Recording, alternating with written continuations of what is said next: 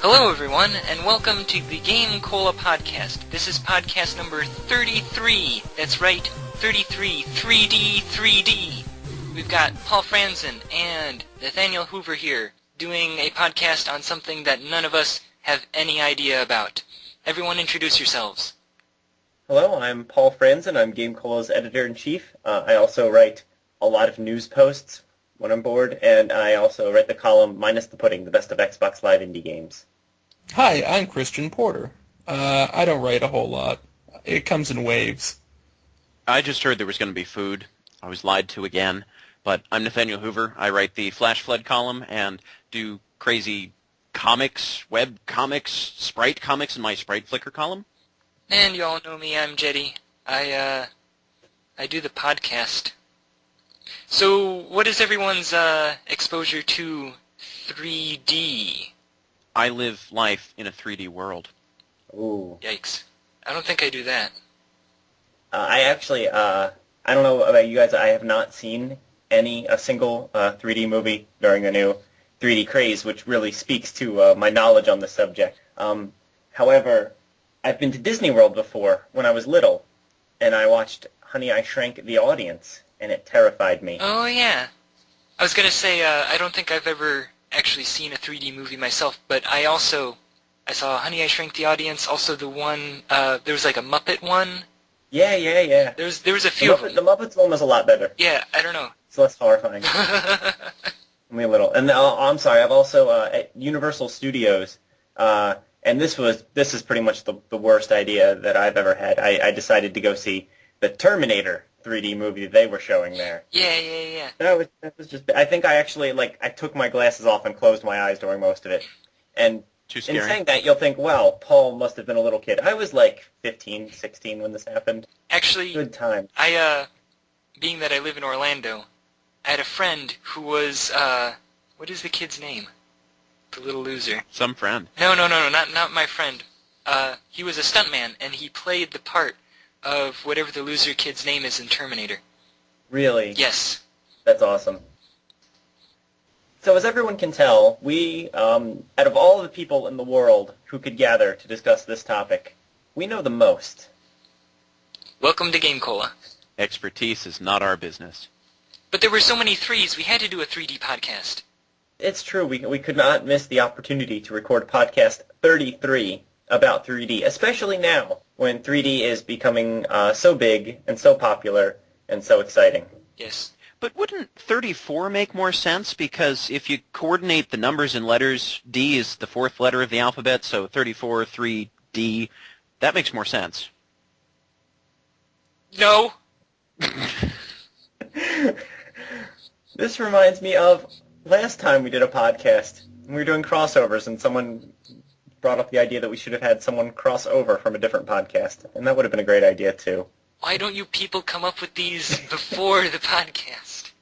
Well, hey, I'm from a podcast where we actually talk about video games, so does that count?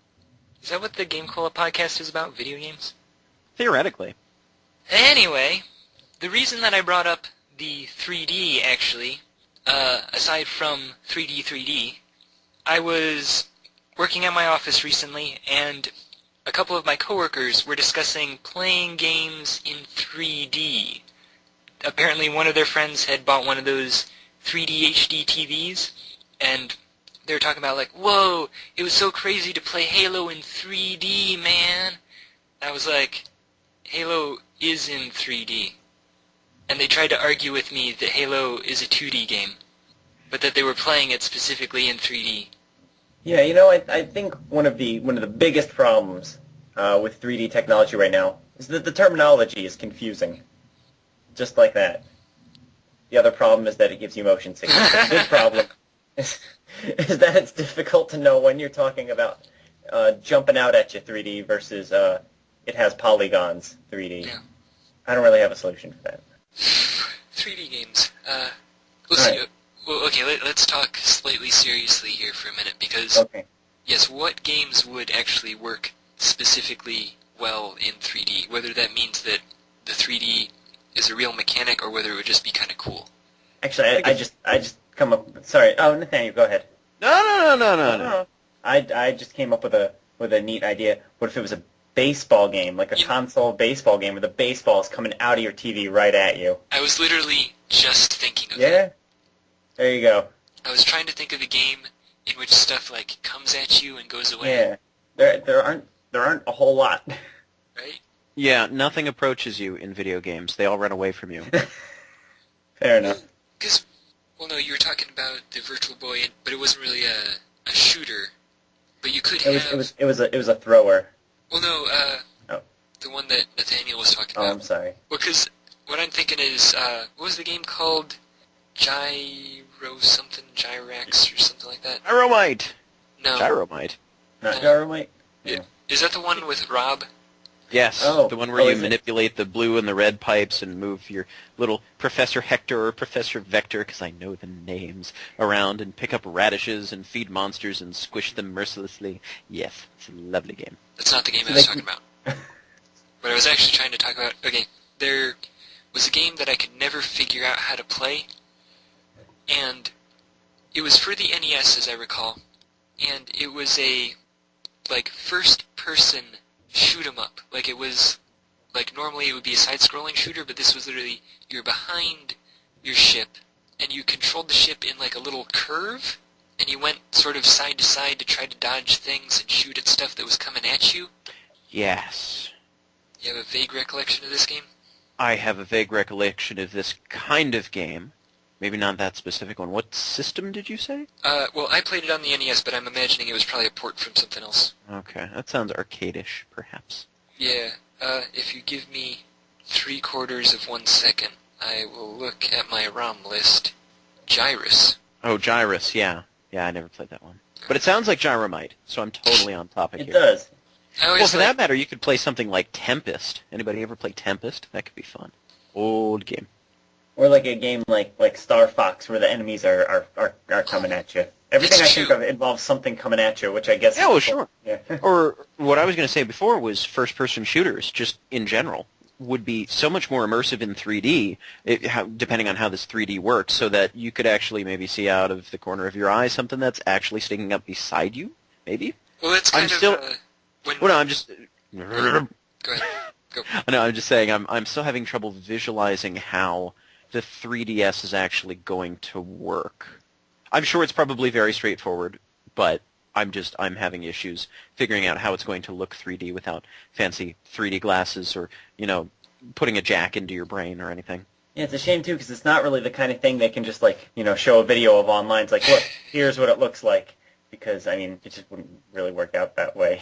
Yeah, I remember... Because right now I'm It's gonna be imagining flat. that I'm imagining a regular DS with the same screen, like the same viewpoint, say a first-person shooter. You're looking at the same thing, but it's sort of a slightly different angle on both screens, and then you pretend like it's 3D when it's really just looking at it in strange ways.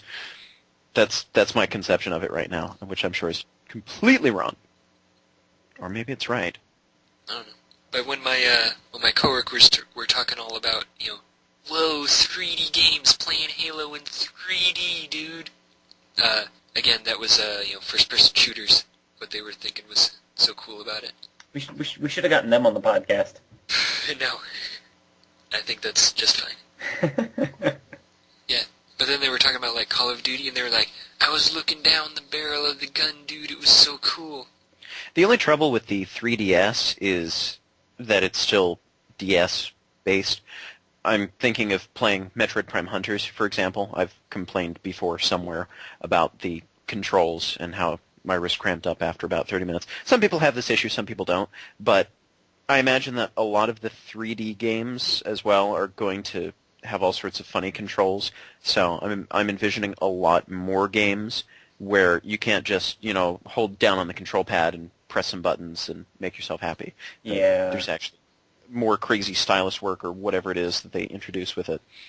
Yeah, I think the problem is the same problem we see with the Wii to this day, and the problem that we saw with the DS when it was first released is that there's just going to be a lot of games where the entire selling point is, look, stuff's in 3D. How cool is that? You should buy this game. Do it. I think we're finally starting to move out of that, because now that 3D, now that 3D is no longer the next big thing, now that motion controls are no longer the next big thing, that everybody has it, I think it's gradually becoming more of an option than a requirement, where you just work everything around, hey, look, we can use it, so we have to use it. So I'm very hopeful that, after the 3DS gets whatever kind of gimmicky stuff out of its system, that the next generation of console games and handheld games will focus more on gameplay again rather than gimmick.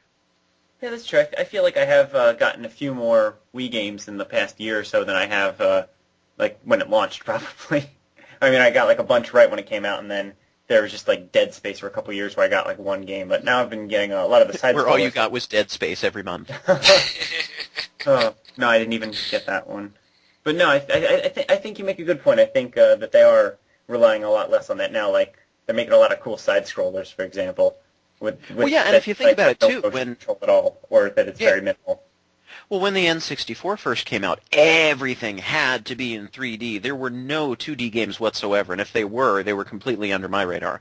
And after a while, once they got used to it, they said, oh, okay, 3D is something that we can do, and then you've got games like, I think Mischief Makers was 2D, things that didn't rely so heavily on this brand new fancy thing. Okay, so maybe what you're saying is, like, after a couple years, maybe when it launches, it'll just be super gimmicky and kind of uninteresting, but maybe later on, it will be a little more interesting.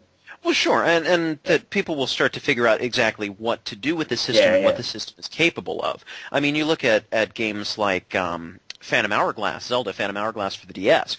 I don't know exactly when in relation to the DS launch that was released, but that really takes good advantage, and the sequel as well to a lesser extent, takes really good advantage of the microphone, of the touch screen, of all sorts of different aspects.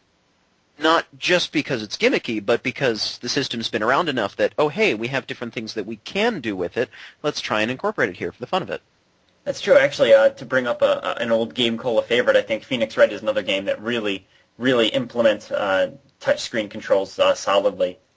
See, oh, yeah. I think Phoenix Wright would be great in 3D. So when he points and goes, objection, it actually comes out of the screen. That would be really cool looking. One thing I read about that, too, I think this was just some article talking about the potential of 3D, so not necessarily what they're actually doing, but I was saying with a game like Phoenix Wright, maybe the evidence could be projected in 3D and manipulate it that way. Well, yeah, I mean, in the fifth case for the DS version of Phoenix Wright Ace Attorney, which I know because I've been watching the Phoenix Wright videos on the GameCola YouTube channel, gc.net, haha.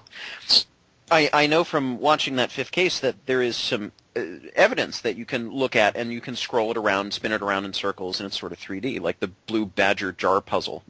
Look at this sword! Whoa! It's coming at you! Wait, all I got out of that was that we have Phoenix Wright footage on our YouTube channel? This is news to me. Christian Porter's in this podcast. That's news to me.